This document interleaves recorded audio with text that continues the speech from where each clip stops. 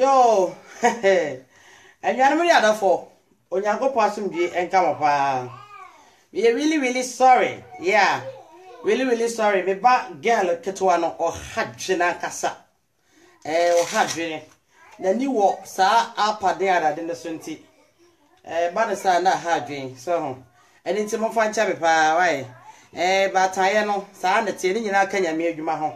I was said, oh, yeah. Dear, and also so kind importance in the answer. And it's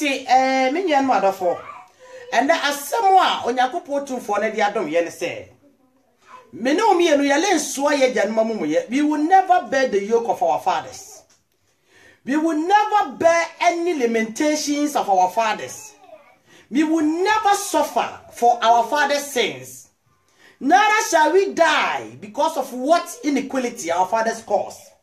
And it's your name, Baba, the cat on your couples and power, none more who so dear chain. Na ansana no me pese no bomb pie ansana ya konya miase mesisi ya mienti wase me transform na mitimi ene mukasa enyeri kan no me mom pie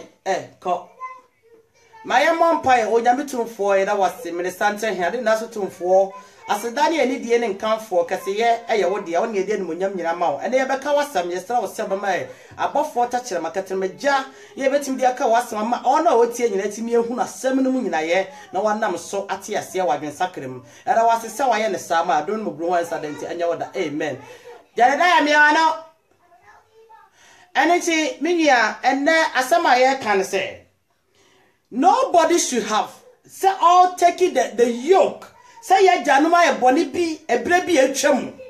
ya nanuma ye boni bi ebre bi atwam abusua no boni bi dem enti awase want to aso no e na fa ho asodie anase fa ho anome se Kristo ti asidi onyankopɔ asam se obare nso ojabone na jare nso obabone na wakra waye bone na no na ewu etu oboso bi anaso konfo bi anaso baifo bi ana huhu bi waso ne de wagi aginade ana wagi apamde wo fia ono nananam na ko sa pam no wono wajarem na ko sa pam no awoto atoso generation etwa ba ko mienu bi ansa na ko sa pam no na wo se ogusara be kura pan mo tie abusua ne de sani asaforade anu asam tie ni wo se wo ba wo so waja amumu ya da na sansu na jasu so ba amumu ye me pacha me ba sesiye na wo kra biara wo ye bone no sa wo kra no ankasa alebewu me ba 1 minute pe aye me wan say Kristo an kwafo oh yeah a mal notification a basa is so dangerous intimi mal notification e basa see 1 minute because I'm my notification ti basa I can't share it I was say me yes settings ni I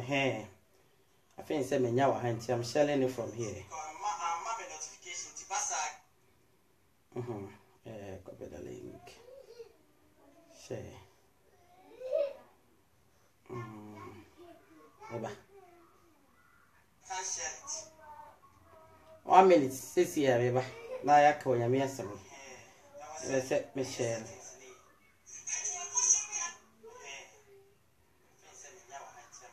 Nyami asem de catch you nipa. So, the Kenya mi asem che nipa. Nti mi Kenya mi asem kyerɛ mframa nipa ɛna wo stu tumfo na soma yɛ sɛ yɛnka na asem kyerɛ wo ti abra Yesu ofre asuafo no say I will make you a official of man and I say official of wind ti Kenya mi asem whatever it is and we need to let people come together to listen what God has sent us to do nti me share na also obetimi a share so bi ebi abete no ha no another is so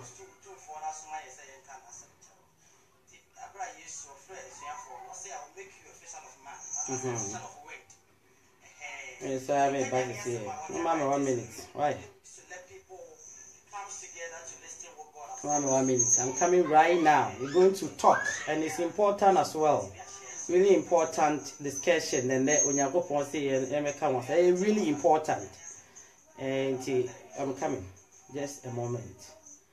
Me unya ba me chi me gina wo cha na me chi intimate form.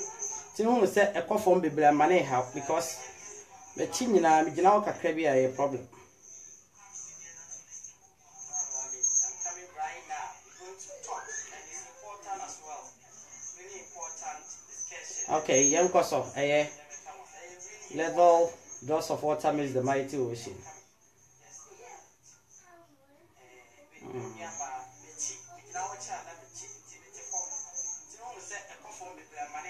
Yo, yeah, koso. Yeah, koso. Onyame enhiramu se monyamo bre na matwen. Na rafo eniema bebre wo ho a.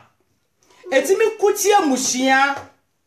Etimi kutia maami bi ye muade ne abuhia titiru bi. Ne nyina ne se e bia wonto atoaso atwam no. Musuo bi ba sa wonto atoaso nim. Anasa ye nananom ekwa pam bi. Anaya janum ko agyina ye bi. Na nam sa agyina ye no so anasa omodo wo ma no kura ka asemi to abuhia ne so. Anam sadia ni tuba hu se abusia na wonto atoso kwa mane mu abratie besi so e bibi enye ye ababa wa besi so onye bibi enye ye ma be wo mana ye maye basa papa ba wo mana ye maye basa woru ni patitu bia wo se abusia nim de wo ye no hokura no okokoko anu asa besi de wo try no wo ye de ye na emu ate ye wo ne ma bi ye na kuti abusia saa esa se babro mi ate service ho ma de te ye sia itama ye dumienu ba no osinye ne wonam ne moja na di esie ye ni panyidi atumi ni ewiase sum to ewo hom ene e wombode e wo soro honam ene ti so bi biada wo abusia mo no you have to be very vigilant to say obefa Kristo so kra no waje nkwa esa se abusia fie ne ye na no mafie ono musisi ye ani sika e wo fidua bi mu no enye kwa ye na no bi di mema kwaje dia sika ya na no bi ade kokko kaka wode nipa akwaji kokko fo se ebenyini ya na no bi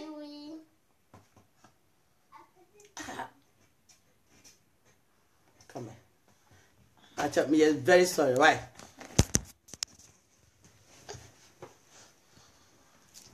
mon fa nja me pa na we I want sanity o mon fa enja me really sorry ya na no bi no wo mutimi de sabi sika kokko no de akwaje nipa no aye apamasi so ebi wokura sabi wokwa na yeduaduade bi te se abagia na ye de si konfo na so ye so se emfie mienu bia no wodi moja anase wodi agudie ba beto sa abagia ye eso na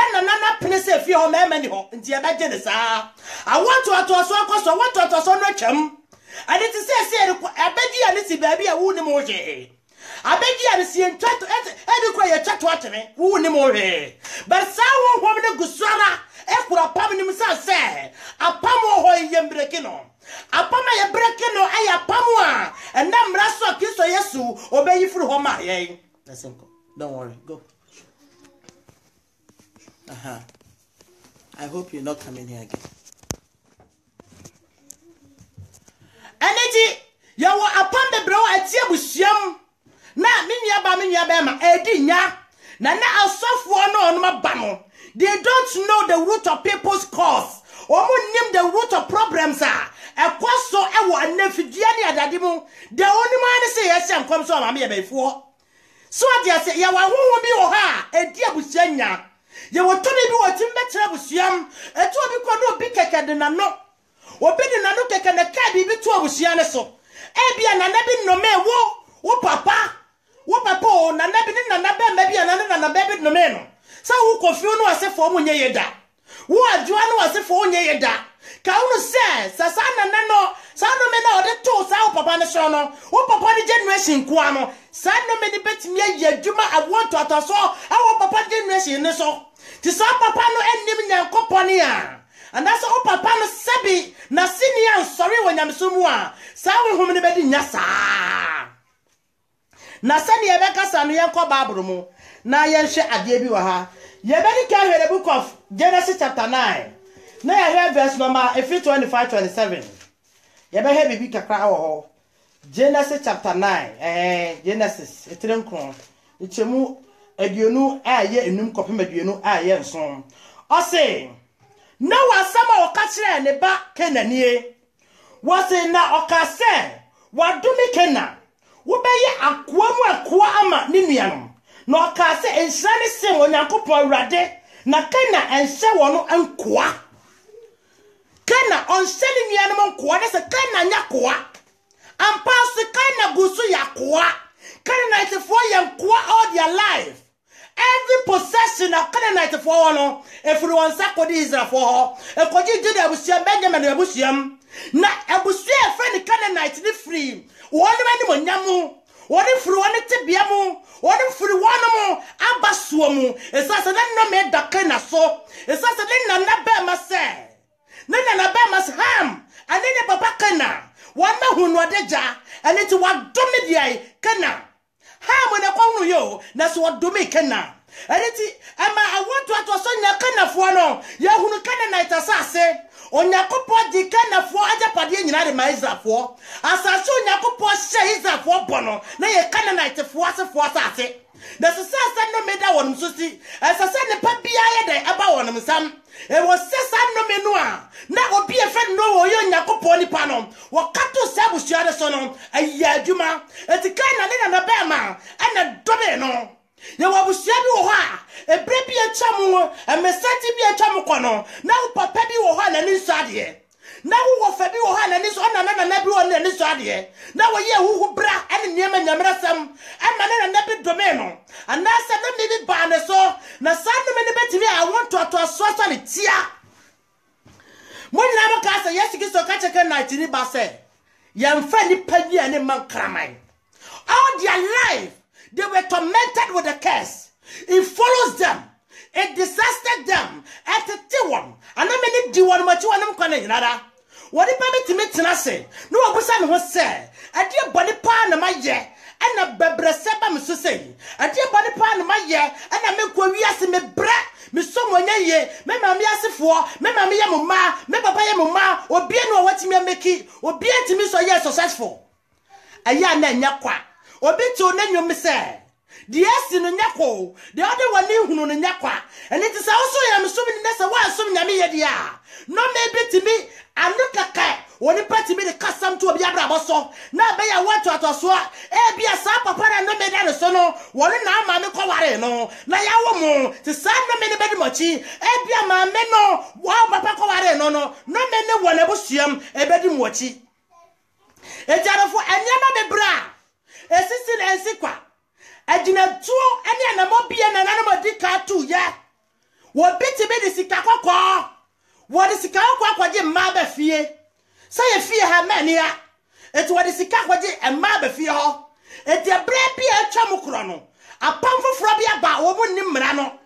Just say a biaquadia pam. Naya Giat Sabi, a mango dear see a pam the sword. Maybe a make a baby a mango what you see wouldn't ho. Now a dear sword. Wouldn't him study that you never come make a debut and Nana Masia. Now, so wouldn't him say sad way and then cause the downfall and cause the disgust of the family. Wouldn't him? Maybe I make a debut and Masia so with him. Son, a pamtier. Son, and no mate with Sherman at here. Yes, I shall be baby. Yanko, the book of 2 Samuel chapter 3. I would do me too much. I would do me dodo. Yahweh 2 Samuel chapter 3. Na yan sha de bi wo ho kakra. Samuel chapter 2 a free verse no ma me free. Me pesa ka me free 14 but me jump be se akọ. A free 27 to 2 Samuel chapter 3. Me can free verse a free 7 no and I make free verse make free 27 na entiase kakra aba. Making kind 27 was saying na abna esane ba Hebron no Yoabo de no maneko ekropu apon no emu ase won o say se woni ne le kokasa one ne le kokasa bon o say one ne kokasa boko eho na ni nua Ashley emoja nti okohwie o say okowo ne yafrumu ma ne ewuye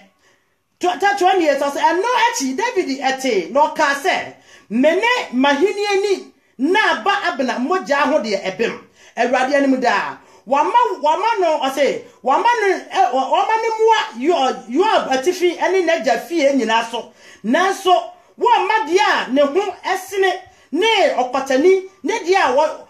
wo chire epoma o chire poma ne die oton krato ne dia aduane abɔ no empa Yoab fie da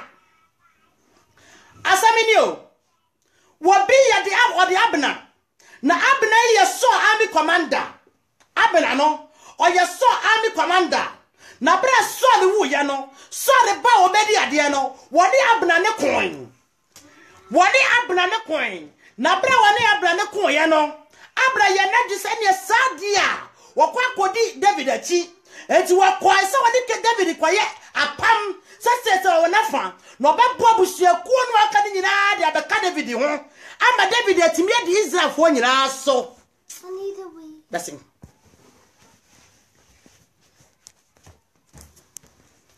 atimi de Israel nyina so eti Abner yi tutu na namo ko David nchen na bra Abner yi ko David nchen no David army commander de Joab na bra Joab hu se Abner aba David channel ne se na Abner yi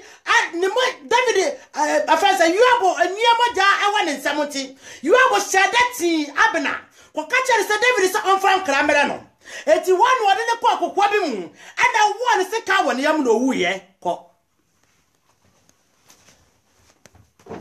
wa one se kan ewo Abner yam na Abner wuye eti Abner wuye na David ti yese Joab wuye David army commander no wakum dia Abner ewo kwale so na nomia David kato Abner so se awrade anim no sa no me ntra dia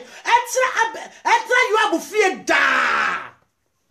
sa no me etra Yoab fie da na hwensem bia David kaye wo se me ka to ani o se na no achi no David te no ka se me ne mahini edi na ba Abner moja ho bem awrade anim da wamano omani mwa Yoab atifini na jafie so nanso wamadia ne ho asane ne okotani ne dia ochire poma ne dia wato nkanta no ne dia aduane abono empa Yoab fie da obi aduane abono tese ohia pa Yoab fie da achire pa Yoab fie da eni wokum wonu wato nkanta no empa Yoab fie da afi obi asabi wasre no wadi empa Yoab fie da no mi wai ana ya papa David wade to di ai Joab so ampa anso so Joab nkranta no na Joab fa wuye ono ne ba Solomon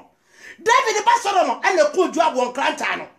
ani ti yewo ebusua bi wo ho a ana me betima ayo obi pronunciation obi di na no aka to obusia ne so na ye adwuma ya hwa sama David ka ye wo se ma de obi ade a wo wa kire obi aduane abono obi asabi wo se aka se ye me obi a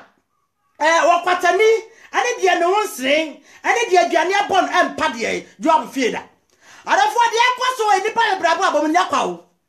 ene me pii na esisi wo nipa ahodo bebrabo abom anyakwa ene me pii ya honhom niama esem obi aka to ho na ya pam wo nyakopo arufuo mu ana esem obi aka to ho na ya pam wo abonsamfo won mapamfo de ai ebufuo mu ene ti de America cha ne se asem ye papa David ka kira Joab yi ampara so enkranta na Joab wu ye no no ne pa Solomon na ne to enkranta no o si ne fiefuo ma enkranta pa no so da ampara ya Joab fiefuo enkranta no no wu ye adafo asema kwa be ka cha ne se ye wa bu hyebi ho no mu a enyama bi koso na bi ne bi o mu kiso so budi agro say what is in me is what is greater than the world so I want no no di ase no mo to ma just so mutimi to on maseo they are strong and it wo so wo se wo pesa wo de ho de wo busua e wo so wo gina yie e say so wo bi di abusua bi nya wo na wo de unya no oya stronger so wo bi timi di abusua nya na miss so oya stronger and it you say David na no ekase sama obi a oya kwata obi a ne ho sene so obi a ne ho cha mo obi a ne ho cha bi a say no oya ne monyamfo entimi entra Joab aja fie so aso no obi a ho cha obi aduane abono obi a omuwu nkranta no na sama ya papa David ka ye ade to Joab so no sala ne siye arafo ya woni ma bebre wo ekoso wa musua wodo bebre mu enipa bebre taso odum to amu wose wono to won mani show ma obuchie ba bra wo sam kwa wo ka creative free so ba pem fam a obi anu asesa waso sidi Wo beti mi akanto me wo fa we wo ye se wo be ye ya adechi ya na ka bo no me wo fa we nya adwuma o ti mi calculate firi soro me maame bibia nya no so ani fraka no me so me papa kra na se wo se cha me nya bag kama wo cha me nya be me so adane konfo wo dwene ho a brother kama so adane konvesani me nya ma kama me dwuma me ti ase and then masam apebi da busianim. And therefore, this is the fact. I have seen and experienced it. Me mame wo ye memundie enso. Me nya keto no di mechi a wo ti ase akọ 32 years Simon. Do di mechi mienu 32 years. Na efia na pa bi wo fie ho. Eto na bia na pete. Pete ye kra ne nyina na ta besi ho. Efia no ayabronsai na ba bi wo ha. Ya fro piso ye nsi ye butu efia na wasafo no. Na bo se awia besa 12 o'clock.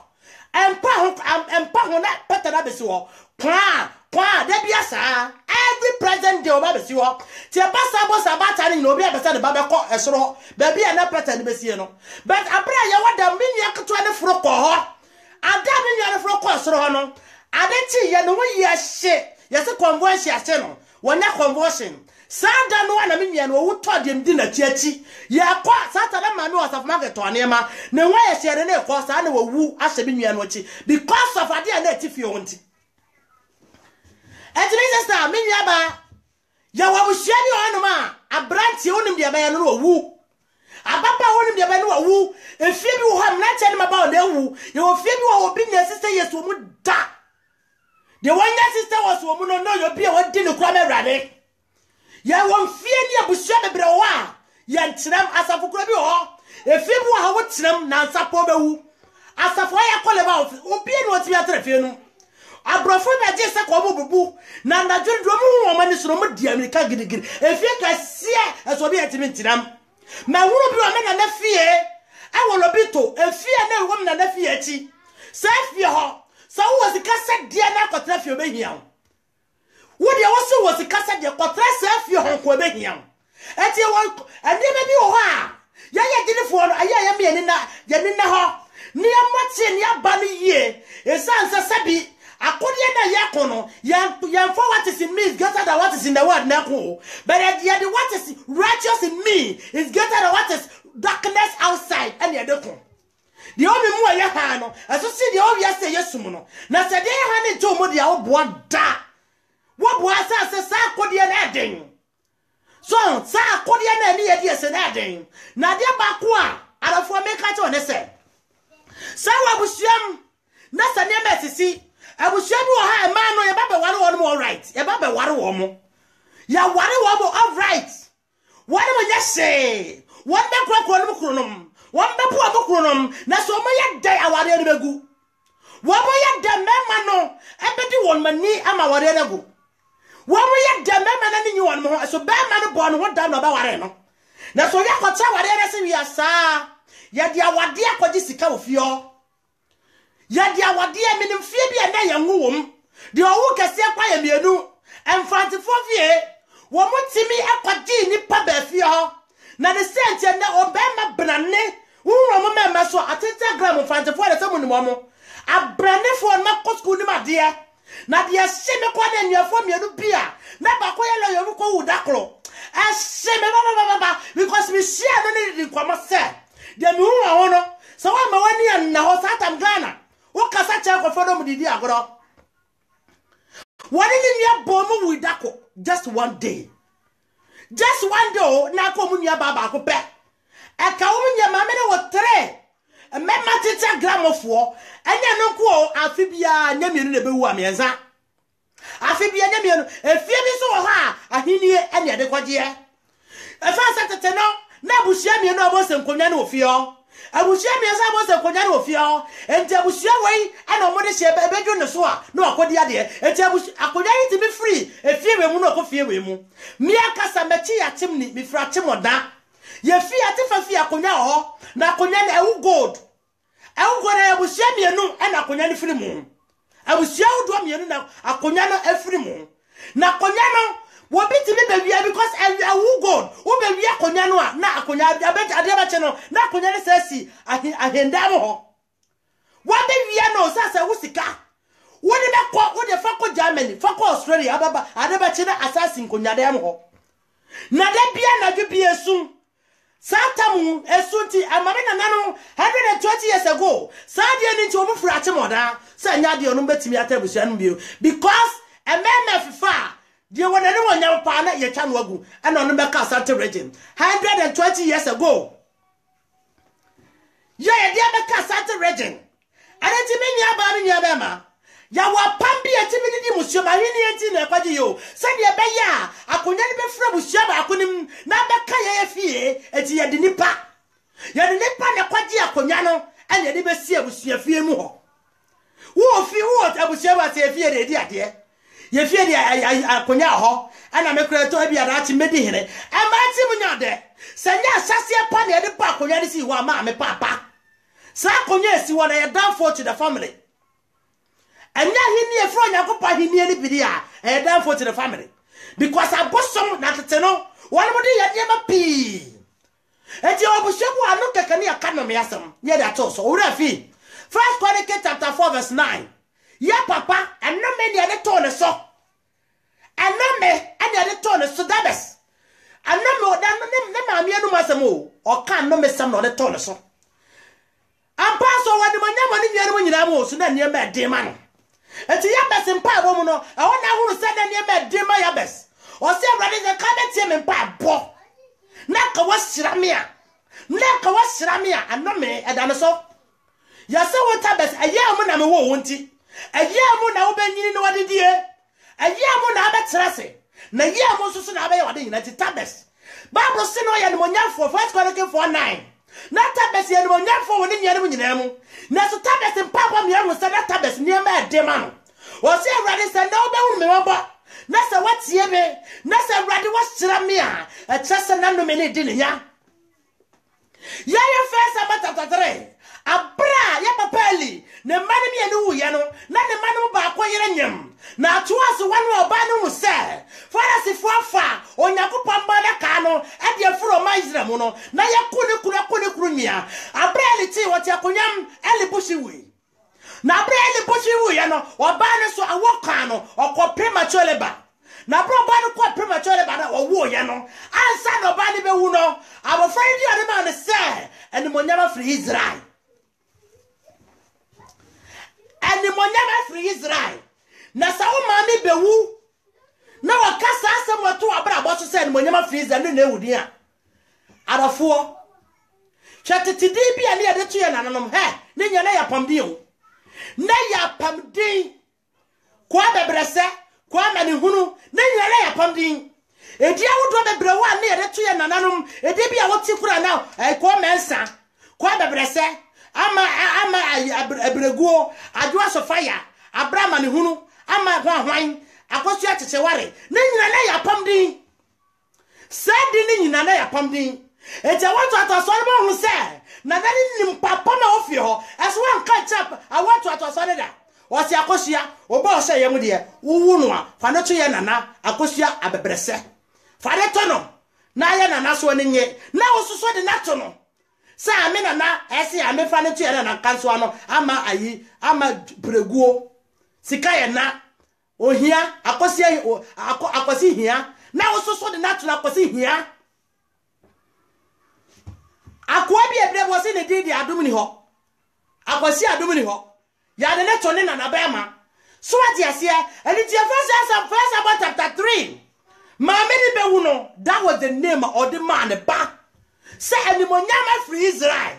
eti di bebre wa na ya pamdin na de fie ho apamdin e bi ya konfo bi ya bosom din adafie ho eti wodi ewu ne mo hyi o wa wo yesi fa ne to na ade na to no Fato na nabema na natural. Eti akura no kwasa apam no se because of say why accept apam no. Arafo yehunu se ye papa David na no keke what do me Yoab. Se nkrantem pa Yoab fie da. E kire obi ane ho cha. Ane ekwam aduane ntra fie ho se wo hia ne kwam yade entra fie ho. Ane to Yoab so ampara de Solomon Joab nkranta na Solomon ku no enkranta no na Solomon ku no Edi pa bi wona wona ni so ade ya domino na okoware no. Wo mu se wo sakoro no. Obi di na de to na ofa. Obi na de to na ofa. Enkrofo yem no no mo da. Na ya domino. Wo dia wo China ade hunu na ya domino. Ofa ne say normal oh mo no me no bet amata no kwentimi tete no. Che ba me papa ene be hia ni Africa ebo nyina no efri no me. Efri no me na Africa ntimi prosper. Anu ade chiri ma ade moko. Prophet chapter 18 was in kwanu wo watachama so na de opena ba no be the first chapter 4 owo ne kwa a watachama so anu me bebre for the pen mu di penya up to now but people are just laughing because oh jai o ka so jai ya hunu Kristo so no Kristo no so ne papa bi Kristo no no so hunu no so ne papa bi arafo che edi ahuduo bebre anome nko aname menimo bia na ne ma me nyawo na ma me nyawo ana ne ma me kuru filata me akasa me ma me nya me fa nyela me ma me nya ana okoye na okowa latani no latani ne wodie emamu dumienu na ne mamu dumienu na me ka story akiraw de otoso last no ye de ne to latano 12 no ye de ne to latano ti babare ti ase no na okoye niema nyina wo so ye ma latano ba papa ni wi afa me mami me di obodam di o just di owu basa no ma ye basa sanya mpa ebo no Yakobon afra ye ni a ka nya papa ka beti ase abusuan mu nyina na ade bi wa ha sa ka bia che obi na obi hunu bi a o si jawa sem ebi so tinifie so na ni afra yanko ya babu ni we ya Joshua chapter 6 verse number 26.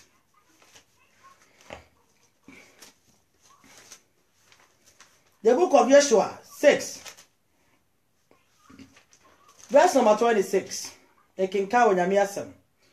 What say? Na Joshua kantam sabra no se tiani yo. Na Joshua kantam sabra.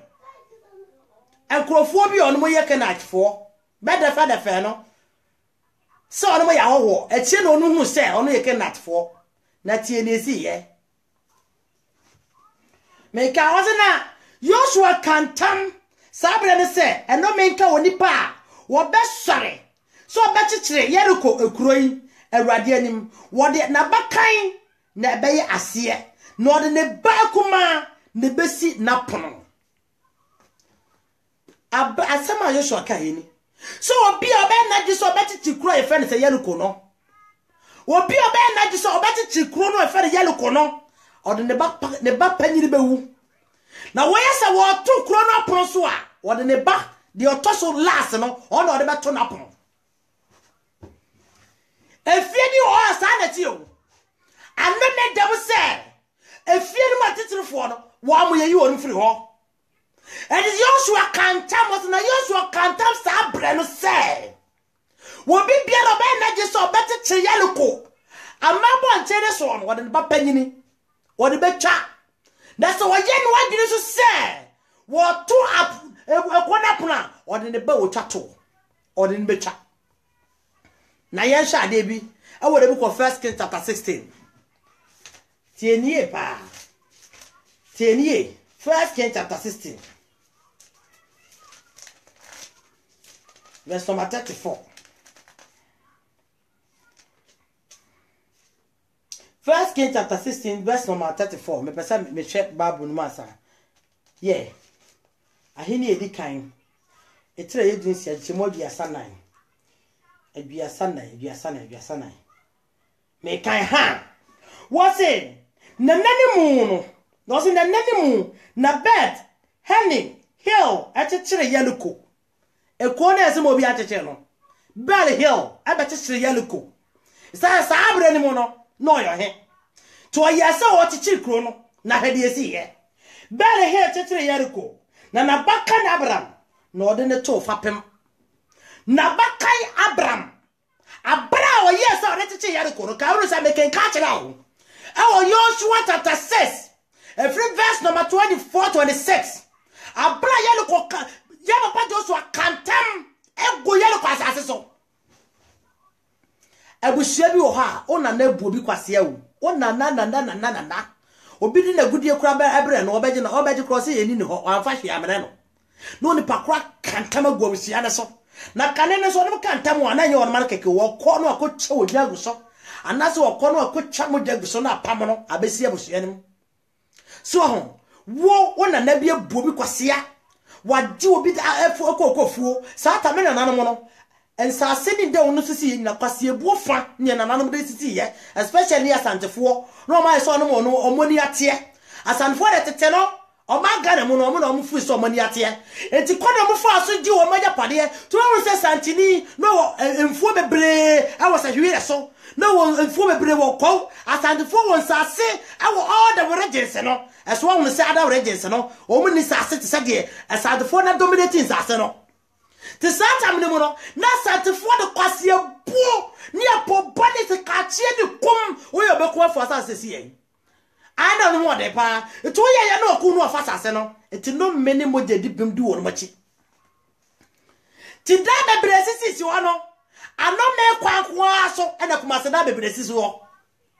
eni so wonu se the book of Joshua says 24:26 Joshua kantam se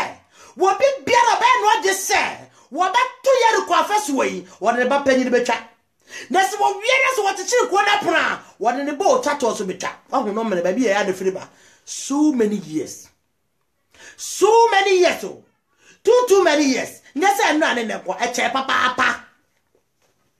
now I say make First Kings chapter 16 verse 34 bim was in any mono na bet Ellen Hill achichi yeliko no na baka na bram no de ne to fa pem na ne bakuma sagub ana ode ne sisi ano apon said the awrade asam na no ba Joshua so ka ya no tie awrade asam onam no ba so Joshua so ka ya no ebrabi atwa no said the tie no so bi oba na ji so ba ti kire sa afeso yi ya wasase bebere wa wo mami woni mo okoto sida because I don't know ye du Brazil ye ma mpa ye mporu akoto asase no ye twa asase bi ohiri bi atwa asase wa na obi eto obi a mpa ye gusuru sida esiso ye won sase bebere wa ya kantam ya gi anya agu asase no so asase okoto ka wodu sika akoto no ena obi afifre na ade akoto no okoto akwapamu akono mimu obi asifie okwo onfie onye yeda enema betima basa mo sa to fie no afi na wo tese bibia obi ahyerew wo kase obi a wa kasa na nema ye ma wo wato asase asifie na ahia wo mfa anhye asase no enya dia wo de be asase no na so asase bi woni akanta maguso asase bi woni akum ni pe atoso asase bi wo ha ni ade bibia hye so sha sama no ba Joshua kaye o kanta gu asase no so Hurricane or twas assassin of a suono, Sunday then tam citiano, the Bapani Nedika we. Well, we was see a prono, the bow tatuo. Sajik, and on us to toss we, send you on your couple someone, and now you so kind and it's here. Now, ya cast mo ya, yes, I never had one. Next week, ya cast you will never bear the yoke of your father. Ye can't wait near Monia Daha. How a pumpkin penya. Na ese ni padje nsem sade ye ahon wo betiti fie bi wo on modi ensem hunu na so wo de wo nemu on pa abo no asabi motoro modwo wo na ntimi wo on mo on pa abo na wo sore ahuruba wasa tarabo ya kire na ebi anim no wo wi wasa ene o girlfriend akoda na o boyfriend akoda enye hui wonum nya sampa abo we bi na timi wonum arafo ya wa pam yet me chabu siama e brede ni fie bebre na sabu siama mo niama yansa fa ya sam no enko ya fa ya sam no enko me pesa me na o hwe bibi o the book of yanko the book of 2 Kings and I heard the book of 1 Kings chapter 2 verse number 21 1 Kings chapter 2 1 Kings chapter 2 verse number 29 making kind was in abena ni nipa no afa aperaperie so nam anajo no nyina etwa yoda nam betro nyina ko metmel na yobo sane free abenachi na oboaboa o ma no nyina no na oka David nko ano ekodru Eslau na saa kwa we so ana wodi no chi ate aye ya no kun you abode wodi no chi akopim so obekun no saa na honhom tie obedi wochi ya kopim so benye wakun obedi wochi akopim so benye wase wo eti ba me so tie abusua bi na abusua ni ama nko yi a emma wo nya wadwene sese bi eyekwa wasi dia unu ente sa nya kwa wo abusua wo firi mu no ne esi no enya kwa baby a wo firi no ne ma ekoso enya kwa eti onua bompaye pa mo ne na ho na bompaye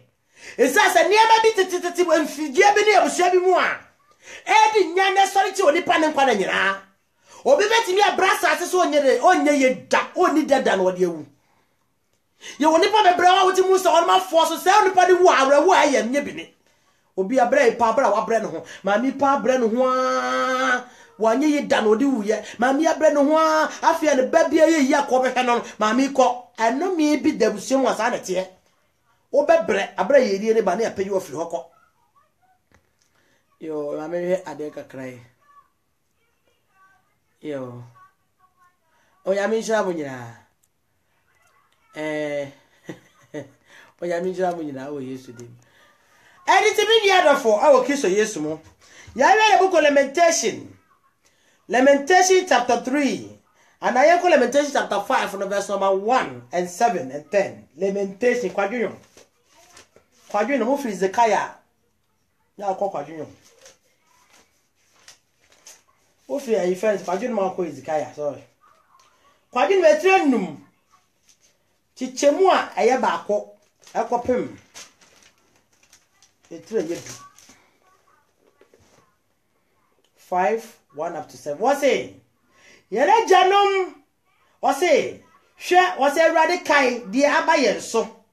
hwe na yehunu ye ahohorahora ye japade adane ahoho de ye na fie aye ananafo de what's Awurade kai na hwe ne abaye so Awurade kai na hwe ne abaye so ejapade a wo be ye adwuma so nya bini ejapade a wo fie ono adane ahoho de ejapade a wo fie ono adane amafrafo de what's Awurade kai de abaye so hwe ne hunu ya ahohorahora ye japade adane ahoho de ye fie ananafo de ya dane nwisia ene nyanka nananum te se akunafo ensu ayenom ye tuaka ye nyina ya ton ya mayen ye nyina woton mayen okura yenko achi aka yenko ye bre wo mayen nya ahomeye ye de ye no ama Misrim ne Asiria na ye nya aduane eni emen ye gyanom aye bone enso oni ho na ye na ye so wona mumuye enkwodi ye nso dia wase nkwadi yeso no abrempon ose na abepon ye na free one ensam ni ho na yankra kurokura wonem sem wase wonma janum na ye bone o wonem papa nom wonma janum na aye bone na wonma papa nom ye bone om ni ho wonma ye bone ni ko listen to the story of Ahaz Ahaz wo ku Nabutu Nazrani Nabutu afa ni bobitro na Ahaz bubu na koma Awurade ani mo no Onyankopon se Ahaz mele mfa no mi yi ma so na so ne baba wa won to so Ahaz wo boni a waye ye o wo boni a waye no Onyame se wo de wo bubu na comment wo le mfa ma ne so na wo baba na won to so eti Ahaz I want to so bi eba Ahaz chi a sa no me no ti abusuare mo no na ebedi ne nya Osi ajanum na eboni o na ye de ni ho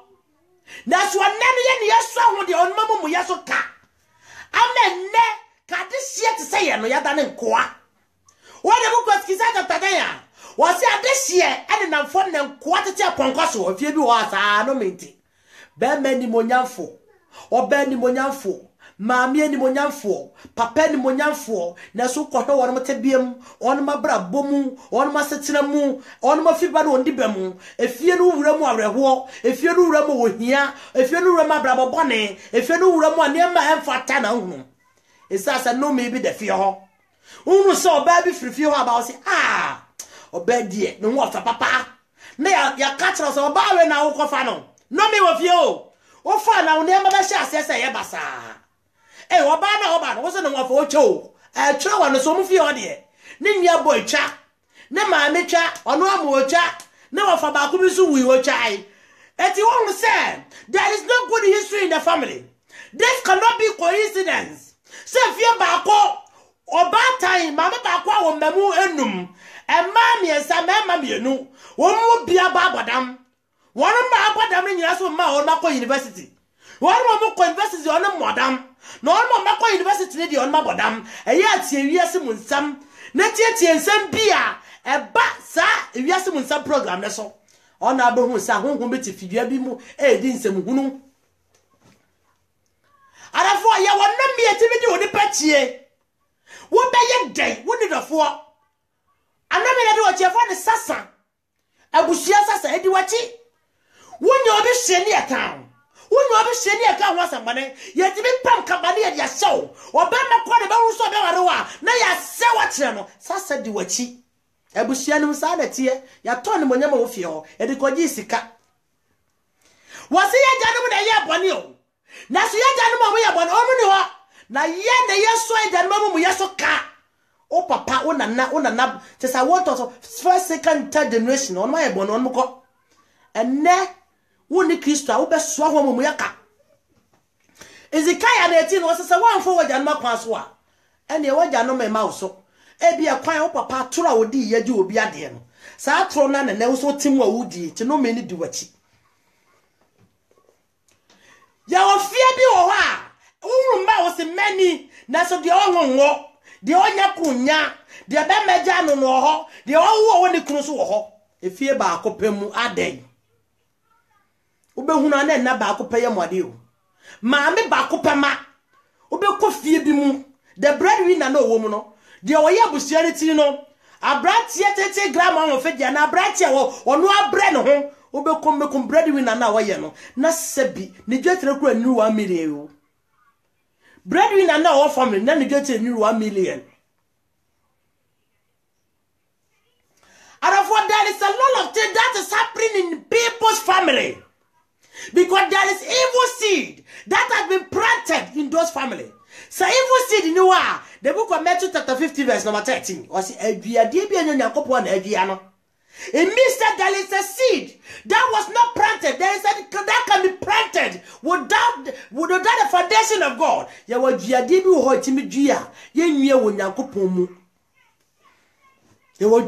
wo ho ene ti duade bebre wo busua bebre mu abusua bi wo ha abosum bi yase mo ti abefa ga bi nice girl wo wie secondary school me modin e bia na obi wo so o wie secondary school ga yi jirai for the whole best 1 year na obi eni shige so on ma ye na ye kwase wawu wonu mo ho wia gay yenim sometimes so ofri chance dan so ne be si fomo so ofri from mani mu na ba yo do mu ya so ogina ho na obon krofo din awo abusuan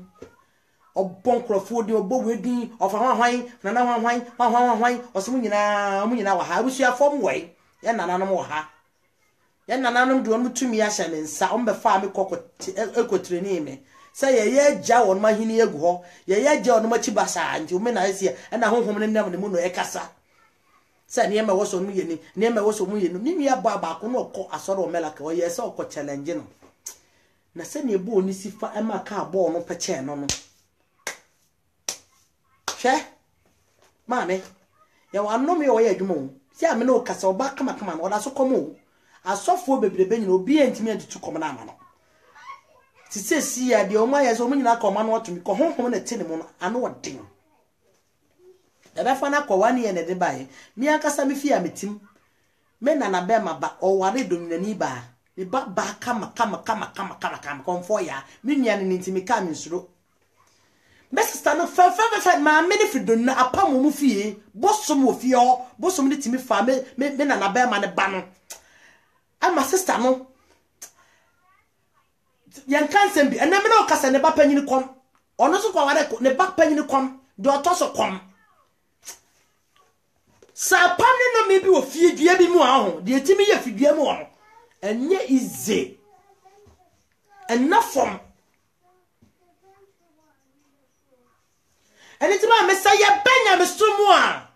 na afra busia boni bi mu sa no a e wo so mo ni da ho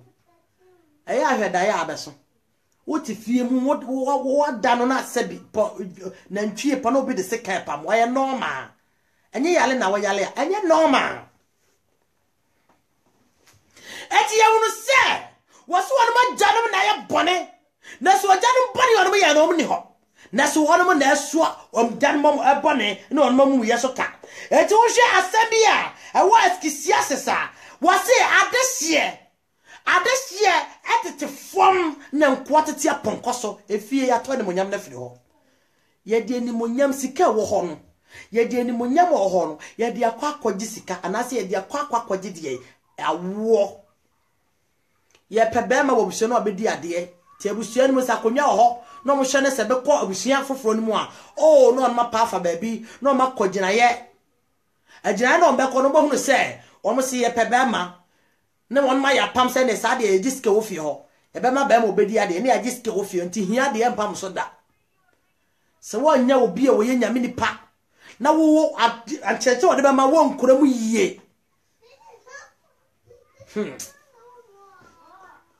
na no get different me na se wo keke khan no me hu dwini me kura wate me hu dwini me se free ne mofra sibire mu obeda bia na wo na beda wo ka se wo no ye kwa apam o aya apam na wo fi ho na bere na se wo nipa wo kofa no ware no a so nyankopɔ tumfo amem na ono wo pri nyamesom sesi yen na ni abre se wo de ne ho be ma ne kora soma ye kisosom a ofri sesa wo ti wiase na be ma bi kɔware so ba wo ya wo be wo ne beda anwuma bi an da yim wo sa be man de e ba wo so wo nya wo ntame data o ma be ye disable adimi fonko a wo be wo na amasen wo na amasen ya sika fe sika be hu amane eni ti ara fo mama ye ni na esa se ye mbosua no etuti tim ne afiri mu no ya nana mo no won mo ye mu ye de won mo ye mratode abosomosom ne mojaka go enema wo hia ya gisika ne de ni pasesa ya gi agodie ne de ni pasesa ya gi de moja ne de ni pasesa emoje di bem ama pam te fi ho yet many are no can some to be abra boso na edi ninya ye hu the book of Genesis chapter 9 25-27 Noah wa kasi kena one ham na ye yo so kasi kena no kase no ne nana sawu kena obe ye unyan mu nyina akwa mu akwa ampa so nya satro anya satro o se shem na send the judafo Shem ase any side the link of the Jews no Israel for no and panso oye na koa oye shem akoa awade jine japade de ma shem the book of a friend say Yeshua unwo no Jesus a friend nkramai say wo no no ya demo omo ye nkoye na so oba na gidi age ne nkwa ti se na wo so obeti asema meken na watwo ho aframu ye ne bone ho ugidie be je nkwa break the yoke of the yoke of limitation in that family. There is yoke of restriction. Uko woni mo so afi de be yi bon so what mu se niam ekoso unim de be na be bom penyai na ni nyina sa wete sika na wonya to no wo ha ne akofi ne age na to hospital no ya say was an operation se CNT ya je 50 million e was an operation na ayere ho wo so 50 million na wonim se niam betuto yi nti yesi abepa bia ka ho na ka wo de akọ no asa kukuru na de akọ o de akọ ada wo de sika ne be kọ na ye de aduro ba ko pebe ma kofi na kofi ho aton no da ho I want to me person me coffee me nyale bia what you 50 million that's how to know is it wo nyale na me do ba ha no wo nyale no me chesi ka hu sa no nim ne yakoso areho na so be na papa wo anyere wo ho no wa mo ni na ho musua ne kumasifie na tititim no central region south region vota no sayem potamo na honhom bi edi ho no to me bi wo ebi yanko ya asam ne so yanhwe bibi ewo de bi kofa Jeremiah homa no yanhwe bibi ho Jeremiah chapter 32 say a hoadia. And I'm here to best from a free fakora, a free 18. 18.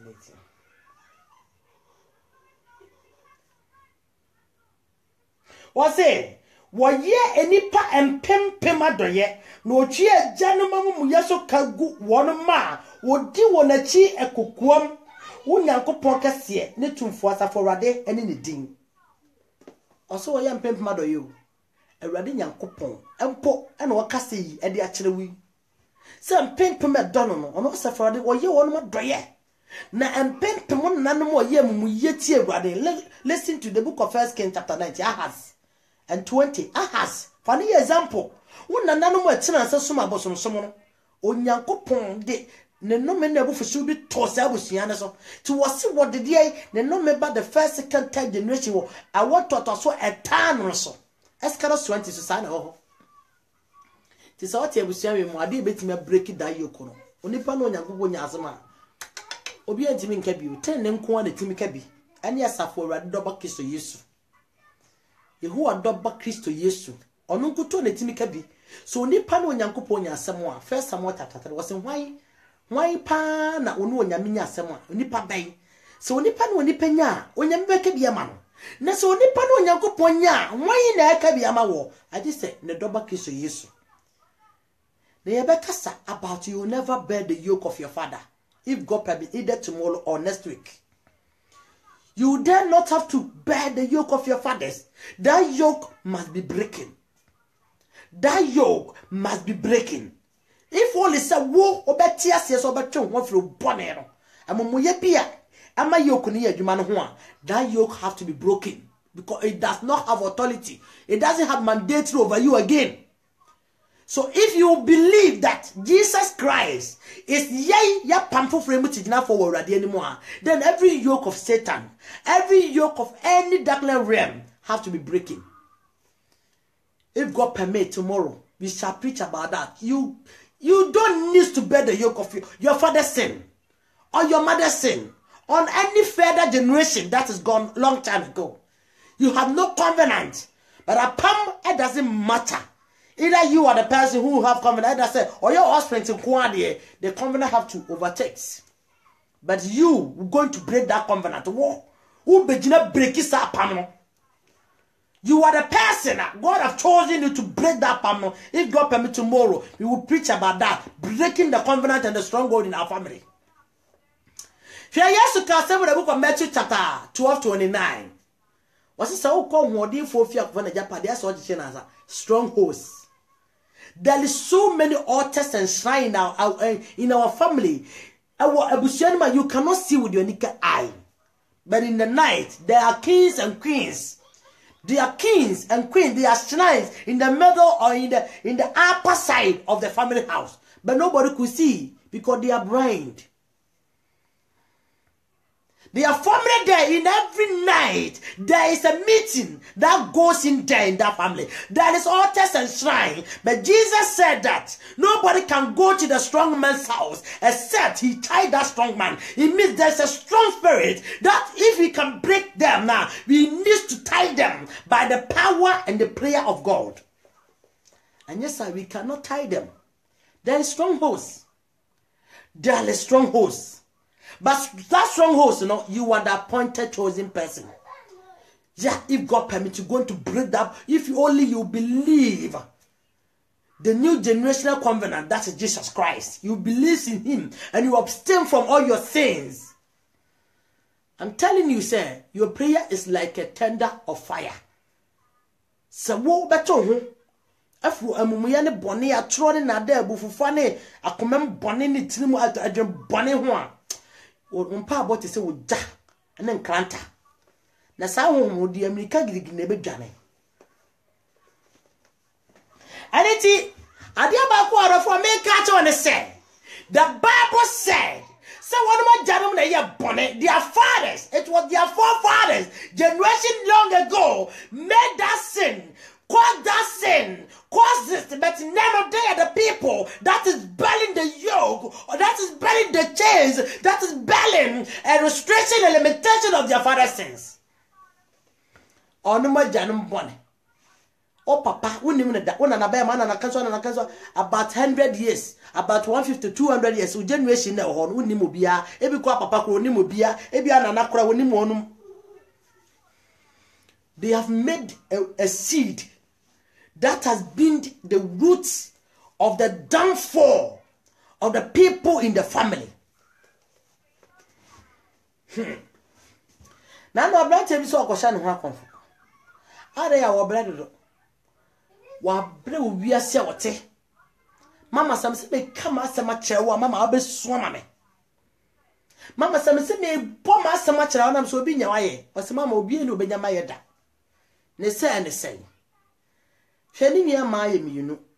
Ni nia me man me ye miensa. Ne bra panyini na oye adwuma o Ghana Bank. Ghana Hwa Bank okowu mpofum bia ono mo kwa isese conference se dey you ka ne nya accident obi enwo ono ko ne bra na wuye anya atasi accident bi esi na fie nipa ne wo mu a obi enwo je se fie ho nipa na ebewu na branch na some o kan ye mawre ho ne se ono de in fact ono de ogidi se ono de ande ese na yase no ese pa na yase because nya de kro ono a wo gina okro ayi na yi kura tim kura ye dwuma enya dwuma. Look at this nonsense. About 40 million nema abonene enema hudo bebre ene ahomfin. Ya hwa de bo de book of Matthew chapter 27 22 up to 20 up to 25. Matthew chapter 27. Hey rade obabere wase mewu. Na menwere me ho ma wo me mawie na me yankasa man na dwene say makofa 4 years abeto ha o ha me bitumufu munyina monna yo yeah Matthew chapter 20 7 no verse 22 osena para Pilato si won say ene adi na menye Yesu ofre no Kristo no woni nyina kasa say ma wo mmonu asenuye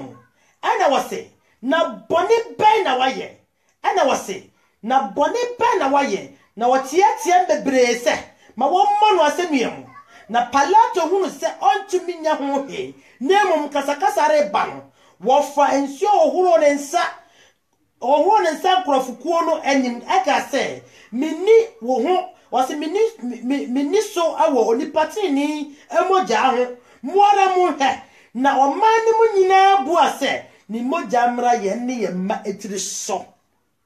ni moja mra ye ne ye ma etiri so ana woje baraba emawon na wo hwe Yesu mpre eno abra Pilato farasi fuade kwa duira foi yeda foi se Yesu isi wa yahene Yesu isi wa yese na Pilato si mi hunu bale ma yemfom so bi oni patre ne no no mo tiatia ma da bi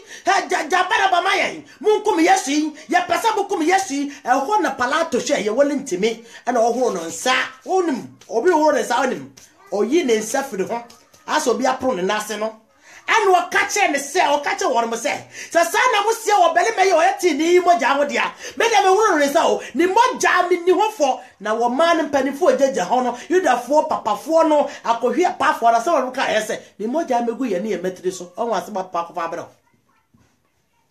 won wa sama o papa ko fa bra na aka se sa no mi ye papa yi kan yi e be firi sa yudas e firi mu dra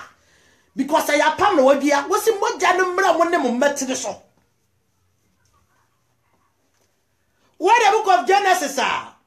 Genesis chapter 9 verse 4 downwards no o se de oku de o se o ka moja go nensam o ne we bisa moja na firi and it says ya papa say e moja no mo ka go no wona no se moja no mo ka go no embra mo aye nwo mpo munya mawi ase no embra wo ne mo tiri so. Do you need something? Listen, go. Be careful when you go, okay? Take care. This is some of the things we need to be very careful. Utterances. On say or tiny. Look at what they pronounce. Say yes to Kristo mojano. Embra woman ni wonu metri so. Abra Pilato horo ne nsa so woni mojano for. Oso wonu do mbedi ho for. Embra woman wonu metri so. Abusua no me. papa ko ka be ka ho wo nana okowi obi ade wo fa ade ne pa ye ka o se me fai o se me fai aja enti wo so wo fa ade o me fai me hunu ya kra me yire enti wo so wo fa me fai ade de o fa ade kane no ntamka anka ne no enka ntamka wo ye ye no kan ntam so kan na wo chabu aguso abo amoja anase wo to bibi kwabosom so entamka no wa kodua wo ho ebi wo kora bene amango no akodua se ma ade edu ofo aye no obusia bonyi pamuda awon se na wo hu no wo de chini asofo atrofo so ma me na ye wo ebi si ya na papa e babon sa no ayi umado awe ebi si wunua asita e baifuo ena de basabasa babusuan obi anya baifuo maame wei abaifo onum ni saa apa hand no ahohom bi otumi bi ye adwuma pi na se woni Kristo wo mu a na se Kristo che de nti wo mu a Kristo aba nti wo mu a they will dismantle you, they will disorganize you, they scatter you, they will disfrustrate you. Etu wase emra ye tire so to onum jigu onum tire so omo no wonum ma ebre bi e twa mo bi nu nim ni ona na bi ba ye o wonim de oba pa bi ba ye ye nananum fa na onum de kokko afuo ni ewo nkura hodo so nim anema na wonum ye kokko afuo keke na owodo na akogye suma ya behyem akogye behye kokko afuo nim se eno na emua na kokko no ontimi nte na fe bia tisuma ni si ho ona na wu ye opre kokko afuo no meboa na wu ana kokko afuo opre ho ye de bema wo so awonye mpa bofo sansa se egugugu na nam jeja ya tetete so obi wo timusa ho na nya no na na ja no kokko no na sela nti wontimi fanya japade bia oboa ontimi fanya japade bia because on home tesa asase ne to no sika no ekura waro ahwem aya ahwe obi onya sika na afedie na wo expenses ai na no sem koto obi onya sika se pe wo to ade ekura wonwene ho wo to ne ma wonwene ho ne ma ehu hia afi sika ne sa na wo se na de ekura me to ye dai ade ekura me to so wontimi fa nko esa pa na yiya esa pa na yiya ade bi me koto pen bi pa na me dwe fie ne manu me ho ma top pen is 799 me dwe fie na me ben school ya cheni bi ya ye de £1.09 aboho ya ye de ama na ward me bagge no toso miensa no me bagge no odo to me mane so miensa no ya cheni bi so koton 799 say e ko ne ba me so na yi na se to yi na e ma adwun ye se me to ana otimi to ne me hunu wi na wa ye frustrated ane ti ya san he bebe bio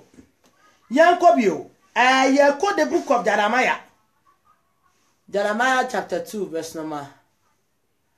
9 and 11. Are you okay? Why are you sneezing like that? Why don't you take some of the nose block medicine? It's somewhere in my divider in my room. Check my divider. I put the block nose medicine in there. I'm coming. Just a few minutes. I'll finish very soon.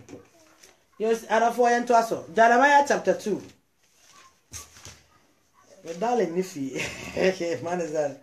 Jeremiah chapter 2. Verse number 9 to 11. Making kind. Was it? Or maybe a sakra one. Was it? Or maybe sakra one and yame. And so one podie. One ye and yame. Na me my dear. And mumuye asesa dia. And who in for swap. Me my dear mumuye asesa dia huni and for swap. Mama ye and yam or so. A hundred and enkate enkuta emu awrade asemni was into a man bet me as a sign in yame na so me ma de onu masesa wonu nyame o ye ja no masesa wonu nyame na ye asafowade nyankopon ana onu so no etu ba ru se bu shebi o ha ofre nyame a wo nyame a wo fre no so yo chese ade ba ko ha adwini ya na no sesa wonu nyame wonu masesa asafowade esase de bi no kura nim nyame etu mo de nyame foforo enyame asebi onum tirimo odin enyame asebi omu ni badere ni badaye enyame asebi onde omu mankwa no onum sei enne na yana anum kwaje ye ti se nyame na yana anum sakra wo ho kwaje ye no eno na nne abeya nyame wo nipa bebere busuem abeya nyame wo nipa bebere busuem onim Ejarafo yenye ayan na me kan sem say ma wreho. Because there's so many numerous families that is suffering from generation their curses. And I'll share Omanga Nemua, about 75% of them that do not have a Christian still worshiping, they are suffering from generation curses. They are suffering. I grew up in Asafo. I was born in Asafo. I grew up there. I know what I'm talking about. Asafo Fantine Doom, and they are trying to say moonlight, and they why you for ne, Amokomene, all these places. There's so many generations they are bondage and war. And it's all show on Master Tananoa. A tearful. A tearful. There's so many families houses are. O mama timo nyeda, o 2 ya no aye. O papa timo nyeda, o 2 ya no aye. O mo kwatena mo nyeda, mo 2 ya no aye. There is bondages. Yeah, the spiritual bondages. I was so many family. If you are ne disi da no, ya na nanu me hu onom sa no. O kwatena fie bi ma wo so wo sere brade bompa yo. Akogina de no mo champa bo fitiri ni mo go ho. Because bi na keke no kura o ka ha no, o betimi akofa ne so ato ho so. Ada keke na because if fie no bebre won foundation no nipa na ye de wo hye ase o bebre won so suman bebre won so sabi ya de abosom de apam na ye de hye ase na esi dan si so akwade mu da twumu wakwade mu da twumu mo mpaye anya Africa nko the whole world so many and the what the spiritual the covenant with evil spirits. Dear to also see as our money to say, a ya pamua yen and anum binu on Mokoyan, Jamon Madoso, or to be quadia Dofi Benin, or Quadjeffrey Burkina, or Quadjeffrey Cameroon, or Quadjeffrey Africus, or Quadjeffrey Nigeria, or Quadjeffrey Ha, to heads in my man Mua, and the Domakin Kurokura Bavricusona, a yak abosmo, or no figure a hole, or no free some cronoso, and another quadu one more mother dog. Okaji one more about one near doom near Makuma could do a num say our mass in Vientra man no lack of marriage in tea. What me quite said I Sasu man free Bakina another Bessie or Magan or the NFO. What me quite said a yenamun in our ma or Quavrico Cameroon or Quaje, Nedamun in our ma to a person a year more man mamma and I'll call for frost on mamma, not the Sumana Bessie. To her side of my chronomon. And there's a mile, and this I found to say, or down money, and I didn't want to bust move or area up. Only you have free Ghana or a pamunqua. To fear you or how from moi, you have to be very prayerful. I was saying, Emo. I was saying, Emo. Yana, baby, your fear will be our testimony, baby. If you baby are bosom more. We saw us our bosom, they are dead on Befio. A quiet person are bosom the fast of Befio. We saw her. Seti abushare be si ho ana bosom ne ba fie da bi apam yakwaje busa hu sa de na fie ye bresa e bia there is a pronunciation of curses e wo busia so o se ne ye janom sakra won manyame Jeremiah chapter 2 o se on verse 11-19 on sakra won manyame enti ye ensa enko na emfanwie Young one, young baby. Young the book of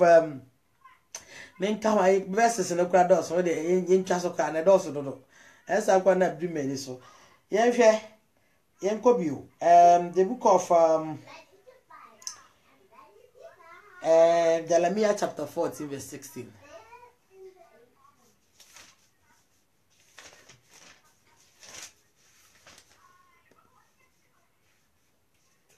Jeremiah chapter 14 verse 16. And avoid a woman Jamie o. Woman Jamie. On say, and Koran, you know, so you have a chede. It has some 127. Or some rantibilumma. Ayo Yanko Chede. James 170. I chede upon the opening of Yanko. Timino Kanyamia semi, na mentimi and Nimi Fieswa. Nyachum. Nyachum. There was say a dear Nishaka cry. Na yes ye check the Yakopon Oyamayeno. Jeremiah chapter 14, verse number 16. To be another person, a cry for minutes. ɔse na ɔman a ɔhyɛ enkom kyerɛ wɔn no enkom ne ɔse ɔman a ɔhyɛ enkom kyerɛ wɔn no enkom ne mfra no enti obegugu Yerusalem no so na obiara ni hɔ a obesie wɔn wɔn yere ne wɔn no emamani ne wɔn ma ba nyinara na mama wɔn bɔne abu wɔn tifi wote ɔse ɔman na ɔno hyɛ enkom sɛ yɛ abosomkom sɛ yɛ nsamankom sɛ yɛ adukom ekom biara sɛ yɛ enkomtoro divination and some kind of superstition no nkom wote sɛ yɛ akomfo nkom abosom nkom ya hyɛkyerɛ wɔn mo no asafo radical sɛ yɛn sanka biom ɔse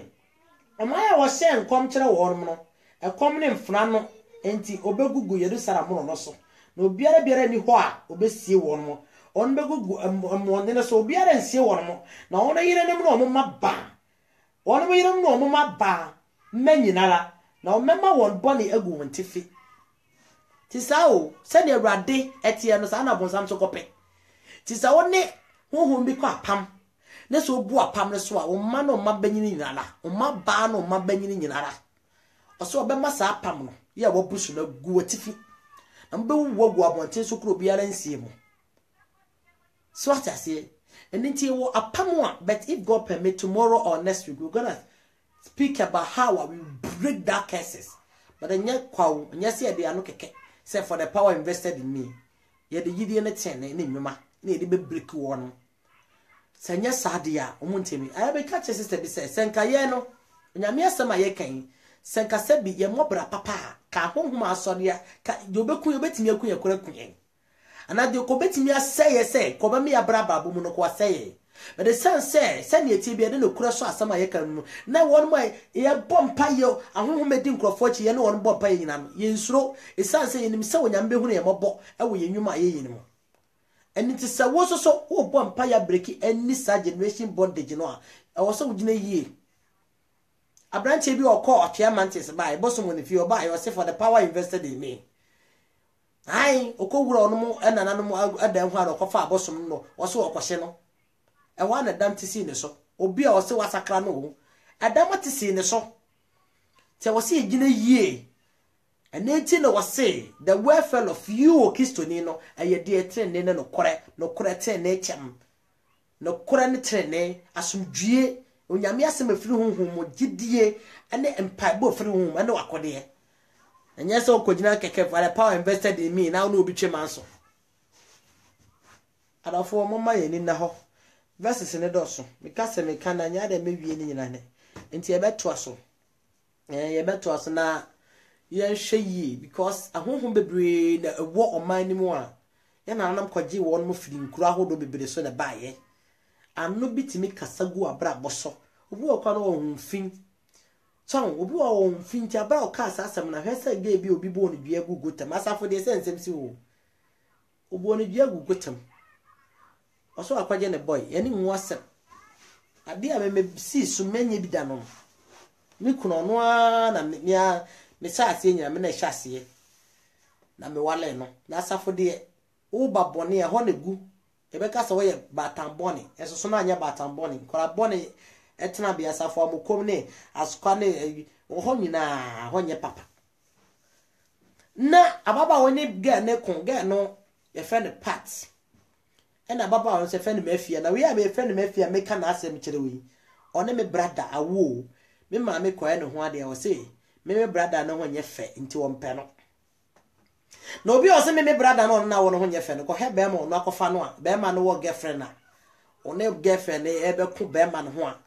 na baba wa no a me brother ne wo ye akofa kusia abebodue gugotem gota keket no gota de bia e botra ye kro abobu due gum oto wa makristo entra mu ma me senka wo nipa na wo hu niam isi ekoso ewo honhum a kebe won ka wo be giru na no ayi efe ne se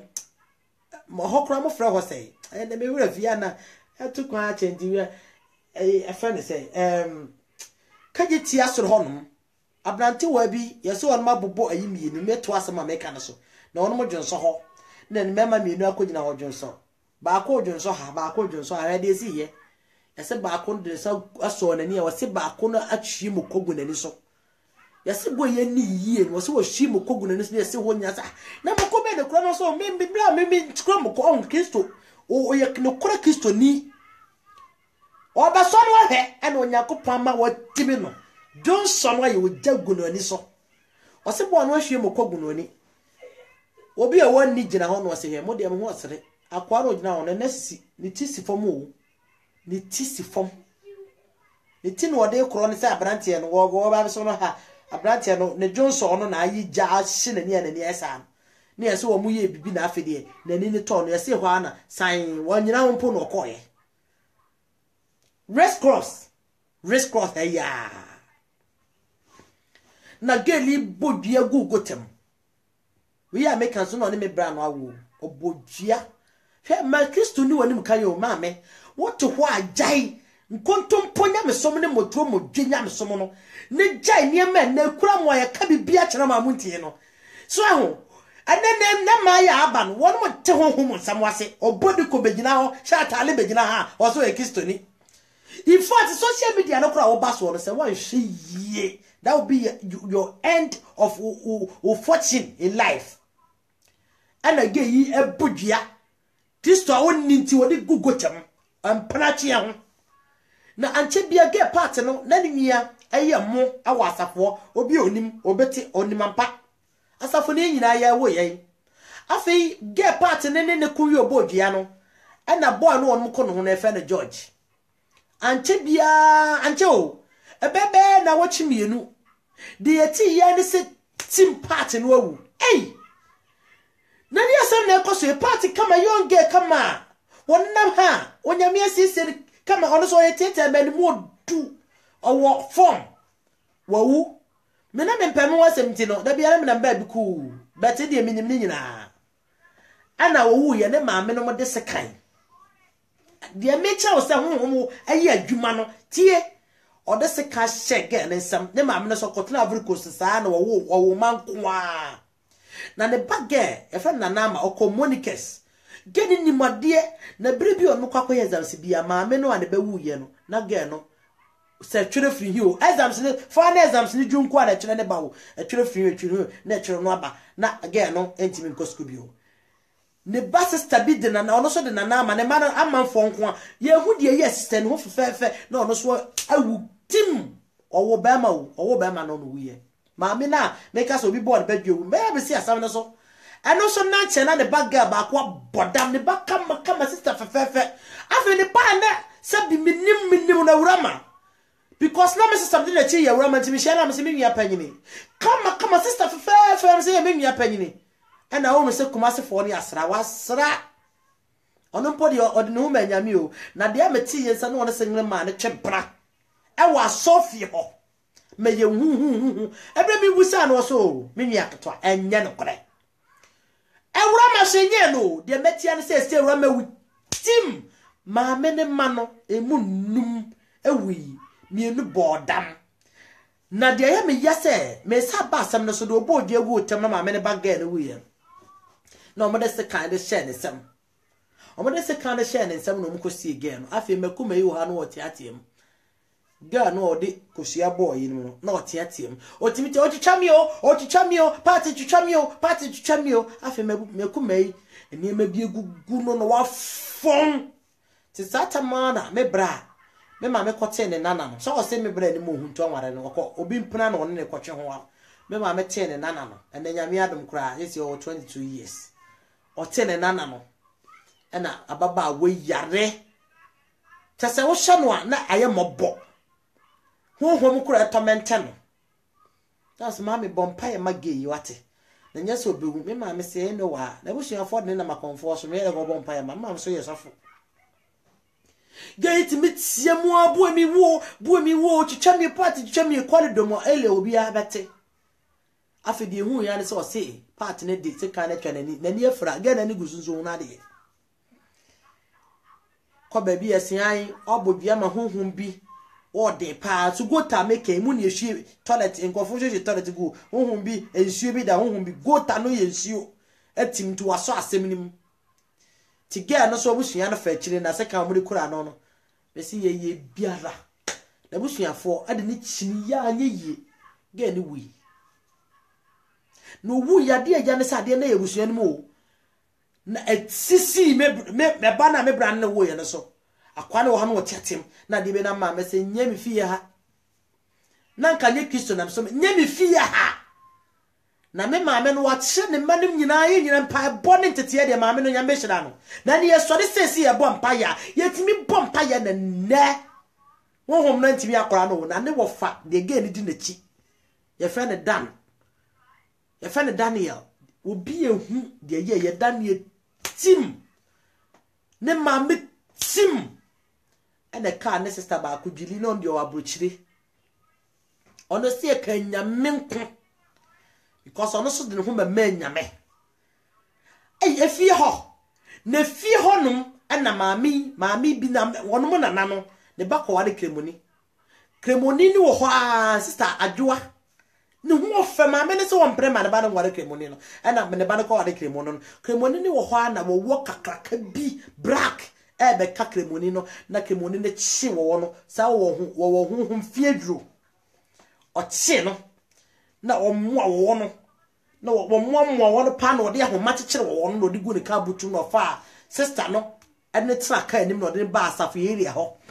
na obeyi wo no ete wo so de sika na maami omo nana no ewura fini din no wote menku no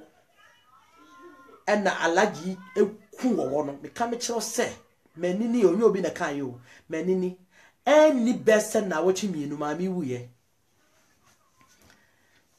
Jina wana yere power invested mi ne mo brapa. Ne mfa Kristo yie. Ne nyina yie. Ne ni nokre. Na ma wa kwante. Ye kasi ye fa Kristo no. Enye moto modwu kwaso. Nti ye de bold na me ye ne kasa. Mami wi. Na mami wi na ba panyini. Brada ne tinyi bebrebe no ho fefefe na oye adwuma kase pa. Ye wo ho wia. Ebe people wakowu awo baby on ko ekuro bi so mo ko conference ekuro no panyini wo wo ho me na to araka mu ba mo mpo nim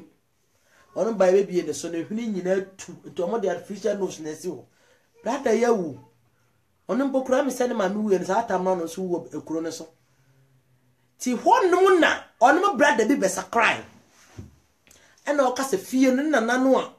owu ye no woni ne kura ma ne nana ne nyia ba mo di na chi ko ne nua ba ma ne ni si fie no ana on mo anyina de on sika bo mo na ne nua ba ma ne so woni ho a on che fie no ana on mo ya and on mo kantam gu so on che no for no na fa e ma ne mesusa kura ne nyine ya ma me ne se an mo papa hwe nim na on nko afa na on ne na won toto so on ne ma ne na won toto so ne baba ko de akoso ye na asini me se on man kasa fie ne fie na fa pa o ntimi ntenam ye area ho efie no kwa na yetimi painting on say ya bronsa to so miensa de na area ho no no but obi yetimi ntrafie ho kofi kura no asabi ne ba kofi kama so ne se ha no ade fu bia na wawia bra ni monyamfo ena yesi apam no on mo yesi so no edi nya sa no ena onu nyina so aka na ese ne de wale kremoni no eni won mo na ese ne one brada bi wumienu na ono so de wale kremoni de one ne ma no ono mo akọ kremonti ono mo omo ye okay arafo mama yen hye ya baraba ye boyie tetru ne koradie maami ne kura wani nti ahono ne ye baaye ne nsema esisi eche nyina ne nyina na ye link owo sa pam ne ho ne nan na ekobo bia e na se ka asem a efie ho nyinara saa so na se afie o maame ne so mawu no na pam ho ye si onu mo fa bia ne mo no so wo sa afie ho adon rice mo fie ho intim sister brother abusua fie bi obi ebia sesi afi na wo ba be wo office abusua be wo atum wonnim ho asem oba na obeba na onim ho asem ti ma Kristo sume frete wo no ma bra boso na mo frifi boni bi musa no a sa wo mkro no anam so mo Yakobot tu sa wo na firi sa fibien o ga so bi sore na okose ne ho akonfo ye kwa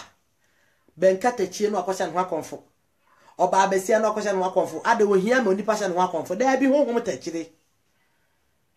tachire pia wa na ka wonsem se o so ho akonfo na okose ho akonfo na so sasa for reality asi ye wona ne doba master Kristo Yesu so na wo me ye hunu nkwaje bi epu onemire mu no san kwaje no be hyena ma yade ye ho esan se wa frɛ ye de enya ni guase mu a na emom se obema ye ne da so pa na ewiye pa so obagye ne de tumi de panyidie wiase sum tumi ne awbone so de ne di na ye tumi nkrante de ahye ye num se ye boya no a ombone onum dwane nti onya dofo me de obesi ha na futu amde ma o se menyo Kristo ni motro mudwe menyo Kristo ni hwehwe ni mu ni ema nipa nkamfo so yo Kristo ni ema nipa ni wa yese wasakra nemu ma waba ye tu mu no anye very strong one because e ka Korinto 4 metos mi no o si sa ye tu no e ya honamu won nante ahonamu na so won mo no onum tu sa no on nya honamu for down for na no tu sa eni ti mesrew ye mahu ye mate na medi hu adanse mahu ye ma bebre o mani so pi kwa because sister bi be wo yi obawo yakora no akora wanyina wo bosen wanyini ekọ benfi be 8 years I say akora ti sa akora ya wo no onye ho hwe no onye na dwe kora so be nante na wo ma no ko ba bi tie ni e okọ ba bi ese wo ma mi ya wo hui ebre bi come by etetere no unu ukunu e police ni ya transfer ukunu wo se ya ya transfer ukunu no sa abre ni mu no na wa hata adwene ko bi e na amane e ma buru kire bi be fa nam ne bewe ma wo ma mi atiri modinfo yi wo tuchi akakaduro me mpase me ka some straight away because me ka some straight away enkrofo be hu me ma me dodo me mpase obi a be hu bibia about me chi wo ti akakaduro no na wo fa buru kire na de twi antoma me si ahan no kore wo se hwe aburu kire no anyimo wo yesa na buru kire ne de ahomtie edie me ka pai fa nwuna kwa mu ko bidi wuwui na broche no wu nyina na odome o se ka so ya bo onu oni adwene ento ba no da ho no onye ni pase wo na binum nyinni na no sofo bi ka piti are wa wo ba yesi akra na yesuo ba na efa nkosi e ma me papa nye ne honam ne moje ne yesi ewu me sa atro kunkuru we me da ho obeto semiti na ba bro ho fra no pa sami ko ba bi a masori no na me free school aba me yedwane mama family no me fidi wonum na me dware twetwe wonum si wie me sa kwatra babro etimi sua babro sa me hu se ne ma bi wo wiase eti se me de me ho manyame a e wo se me gina mabusua bi a me fidi mu me mama yo sofo my mom is a prophetess odi no kora na sa no kora na me mama edi no na agi ye nkwa na me se woman no ose ni nyina ye no kore ose eni oba no onye nipa ose ntise si ama ne den ose bompaye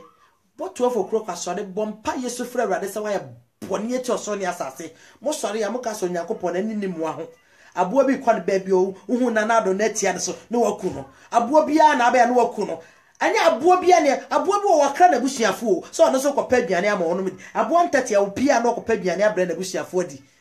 no asra no mu nyina no mo ma ono kopa aduane ma wono madi and ma hodo ano me be pa aduane wa wo foforo na watota pa na wode aku no na ka se moja di moja nipa moja nko ha kusia wo foforo awche ayo wo foforo be pa aduane haban akwa akodi oh no hu no a wo soma fidie no ayi ni pe no ode ade okoka enye sa kwa na so ni kuma boa. We don't slaughter animals like that. Na mami wo bompa ese rade my bone eti aso na sase wo sun for the past 3 days ne sa le to for crop pie bono oda ho na je woni ne kunu achinyefo papa police achinyefo ebi ene obet sase mui odi achiye kwaje bansire gu na senti achinye die ne wodi ze na sofo abade on kan kwara na fa gosia eni pa ya wono so yenso akora yi meso a me akora so mesa afra ho mache no e ma elie hofo e bo bese fo okro 5 okro obi a be hu bi sa akora na osu me afide na nim nyina fufu na nim afufu me abraba a wo bo hwe ho yi anamon suba wotima honhomo a wonu mo die sie no onu ba so mawia na o ma se na o makun John chapter 10 verse 10. Ya base ye bewia ya sene eku. wo be introduce na da for the ne ko bi ho on no se so sofo wo ko e na sofo no man aduro se wonnom se de on fan so bibiduro se de on fan so dwane onum na onwo okwa na ono so ye se de sofo ra che no okwo wo ye no makro wo ye ebe ya wo so be hu sa akra no osori afide no so na be man se wabre ne ekra on fa kwa no ko ba bi ofi no se he fa na de ko se fa no ko sofo akwaje election fi no fa no ko wakoya pam se wo hwe ye oba wudu won fa ho amanyame ye oba wudu mu nyina be se eniti ye wo apam bia obonsam no krokremu a won to atoso bebre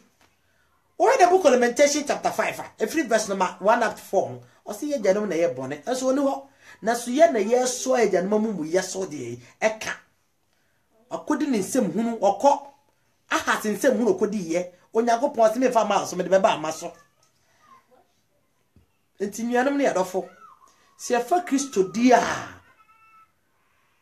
ye mfa ne se de ne mofa ne ye a motonso ho a mobobo nya sa ne fa Kristo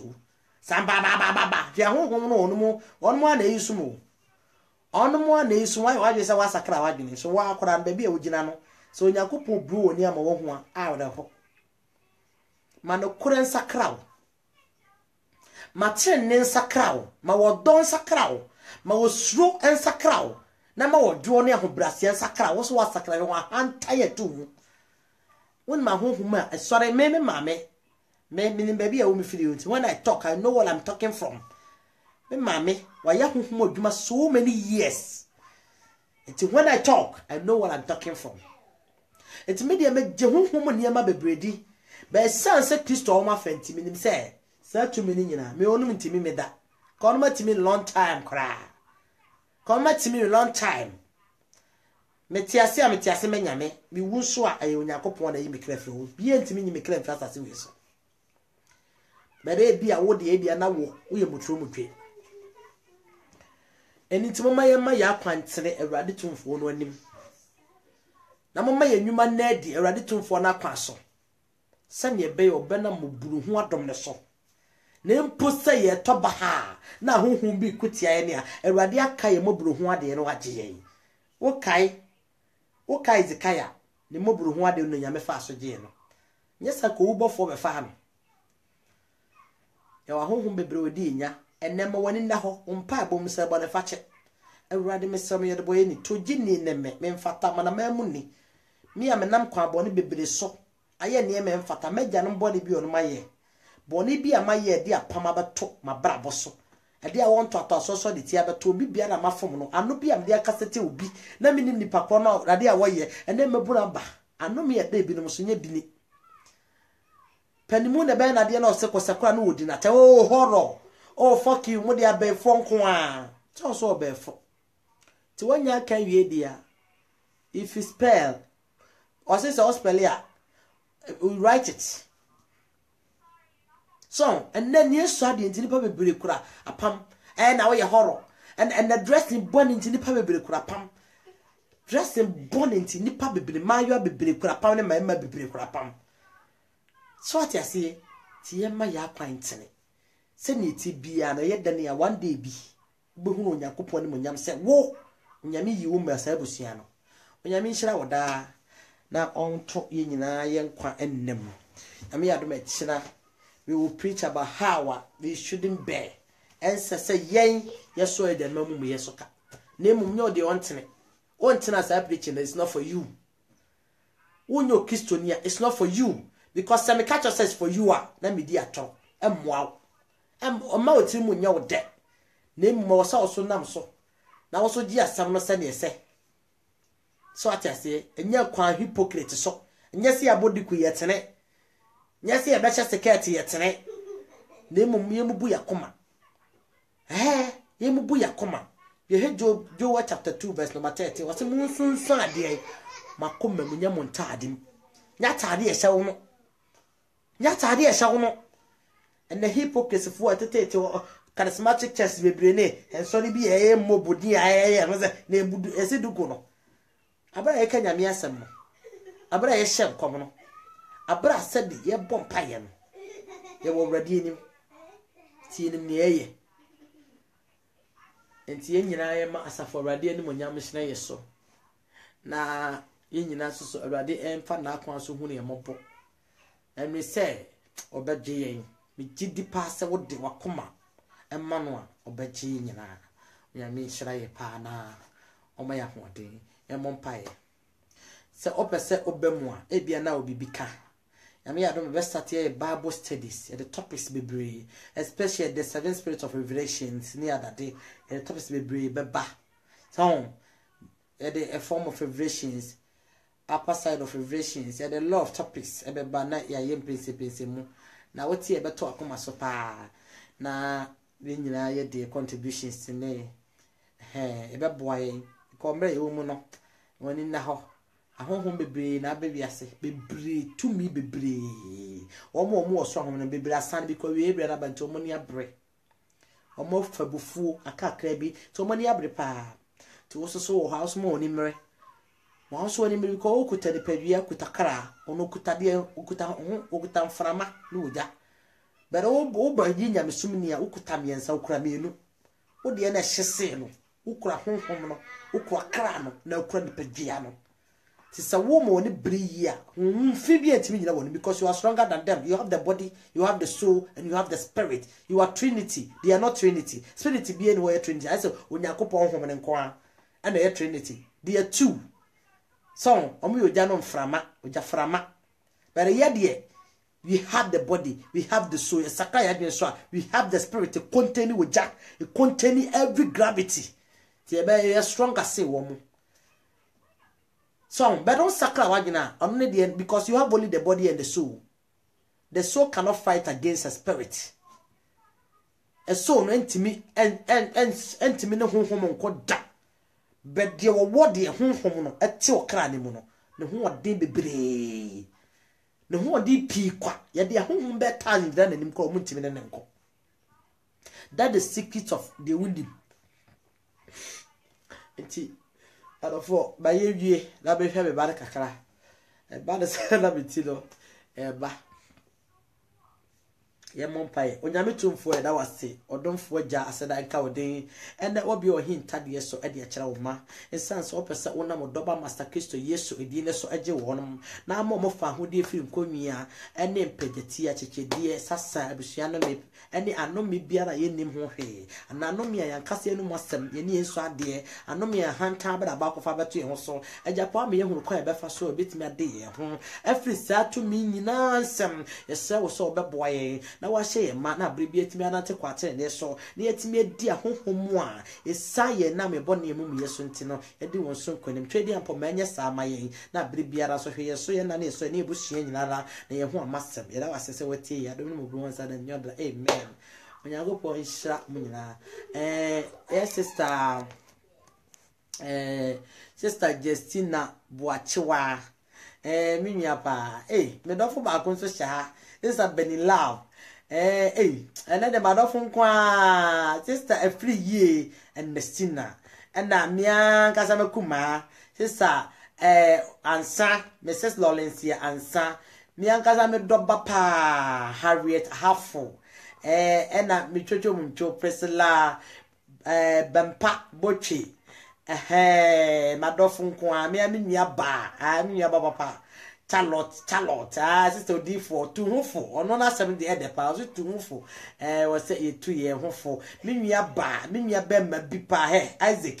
as they could poke when Yamisha, a tone catch a papa, oh, the one see old man, bois, a tone catch it, a yama, oh, my mentor can a hand, and now sister, Mammy Abba, oh, sister Mammy Abba, when Yamisha, pa, Mian Casame Doffo, the Doffo could be. Open your miasem buta. This a forcing a friend poma. Open the corner papa. Intimacy me penasempa. Open the corner. On farm will say, Bia. I be out. That's what the cry on farm. Open the corner. Whatty. When you miss every man, why is Samano? Yen ya bema bako. Thank you, Mrs. Sansa. But it would be Arabic. And intimi who have me pronounce it. Mekwa kushia. And next time, Bia, met me pronounce it. Would no so and sister Felix a Japan. Just say baby any how Kanya Miasama on Mac. Baby any how Kanya Miasam qua dear. That's asem no ya asem a efiri Onyankopon dia obeba beti. Ye nua be ma brother Richard Utu. Onyamisha pa ye brother, onyamisha oyi papa na abrebia so be kaye ho. Na yes sister sister mama ba me se maboni din. Na bebere ko ase nti ya mo vanche me. On se ya na bebere no e di kan afro ko ase nti unhu ne nyina mobo. Ene nti no monfa enche se ebia abeka se obia menwie wa momedin me kura ka ebia kura bia be mia me etobia yinyina yenim aha me hu sister efi Agnes nso me hu ne de ba ko sister efi Agnes ono so ne de ba ko aba Onyankopon nhira wo biara wo device kakra bia de be mayene a wobetimi abem na watu yemfo kakra na yenyina ye de asiesie to pesa wo ka bibi kakra de tu yenyina yefo kone ebe fa so de no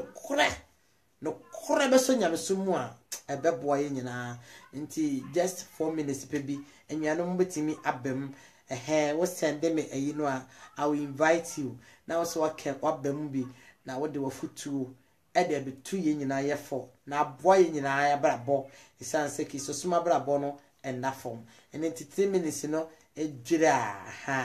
na ese me kwa no because me dali ni fie ti me mano ena kura won my ade sister aketejua oba ha mi nipa no o ma bi mo ya ade ti Onyankopon insha wo mo so se on mama me bre na me de ene me nua no madofo aka Onyankopon asempen ti me sremo se mo me ya so ade ati asema ye ka no enya se bi etie ne sa kwa na emum sister Charlotte. Esa Charlotte I send me what do you call it? Why Sister Charlotte. What's her name is Sister Charlotte. Is ya obemu na me I say hu baby ayerafa. So Kamla no.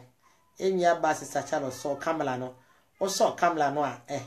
wetimi abem. O so Kamla me send no invitation. Na obeka akra e de akire adofo nyina enua no ma hofefo Onyankopon ma titiriw onu ma onu ma faki sosum se onu kra no onu ma je nkwa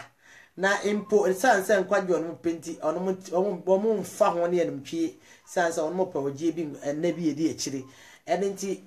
adofo me say 10 minutes no enya so 10 minutes ne sister my sister ba ko abawram se sister Glory Afrakoma my best of best my sister ba ko pa no odo me papa Onyame insha ne pa me nua dofo Onyame insha papa abawram Onyame insha pa me nua ba ko bi so abawram me wure kura ba hwempo sister na na free ye ono so abawram sesiye sister na free ye Onyankopon insha me nua no ya na edi ache mu ma nyina ya pre nkwaje ba ko yi Onyame insha won pa na me de besia because obi amem ti me de besia ni nyina mfa